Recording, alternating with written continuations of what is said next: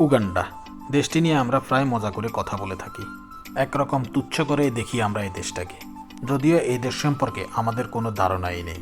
সেই দেশের মানুষকে সবাই কেন তুচ্ছ তাচ্ছিল্য করে? কেন বা উগান্ডাকে বাচ্চা তৈরির কারখানা বলা হয়ে থাকে? কেন আফ্রিকার এই দেশে অদ্ভুত সব আইনকানুন পরিচালিত হয়ে থাকে? চলুন ফ্যাক্ট ইকবালের আজকের এপিসোডে জানা যাক উগান্ডা সম্পর্কে নানা অজানা তথ্য, যেটি উগান্ডা সম্পর্কে আপনার পুরো ধারণাটাই পাল্টে দিবে। ভিডিওটি পুরোটাই উপভোগ করুন এবং এরকম তথ্যবহুল ভিডিও আরও বেশি বেশি পেতে হলে আমাদের চ্যানেলটিকে সাবস্ক্রাইব করে পাশে থাকা বেল আইকনে চাপ দিয়ে রাখুন।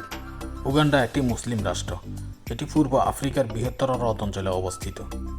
এখানে অ্যাওয়ার্ড হ্রদ, হারবার্ড হ্রদ এবং ভিক্টোরিয়া হ্রদ চারপাশে দেশটিকে ঘিরে রেখেছে। উগান্ডার রাজধানীর নাম কাম্পালা।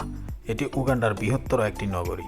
উগান্ডা দেশটির আয়তন 2,41,038 বর্গ কিলোমিটার এবং জনসংখ্যা 4,88,00,000 প্রায়।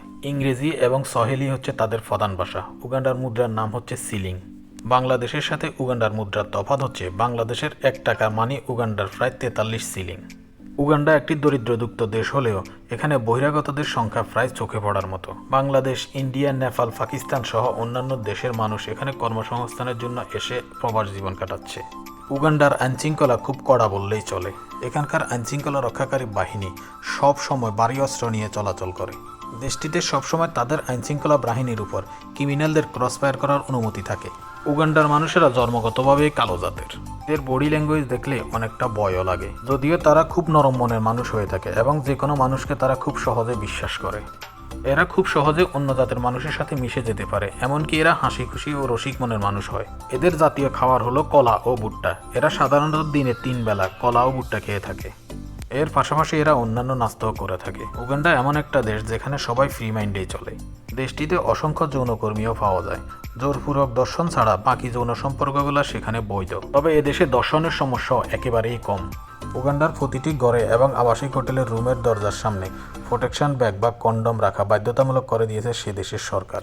প্রতি সপ্তাহে উগান্ডার প্রতিটি এলাকায় সিটি কর্পোরেশন থেকে লোক এসে এই বিষয়গুলো চেক করে যায়। যদি পর্যবেক্ষণের সময় ব্যাগ বা কন্ডমে প্রতিটি ঘরের বা আবাসিক হোটেলের সামনে না পাওয়া যায় তাহলে তাকে মোটা অঙ্কের জরিমানা করা হয়ে থাকে। এমনকি সে দেশের সরকারের আইন অনুযায়ী মোটা অঙ্কের জরিমানাও হয়ে থাকে। উগান্ডার মানুষ খুব মজা ও আনন্দের সাথে দিন কাটাতে ভালোবাসে। তাদের সাপ্তাহিক ছুটির দিন ধার্য করা হয়েছে শনিবার। সেই দিনটি তারা খুব আনন্দের সাথে কাটায়, ঠিক যেন তাদের ঈদের দিন। ওই দিনটি তারা পরিবার নিয়ে পিকনিক করতে যায়, নাচ এবং গান বাজনা নিয়ে মেতে ওঠে। এদেশের মানুষ সাধারণত অতিথিপরায়ণ।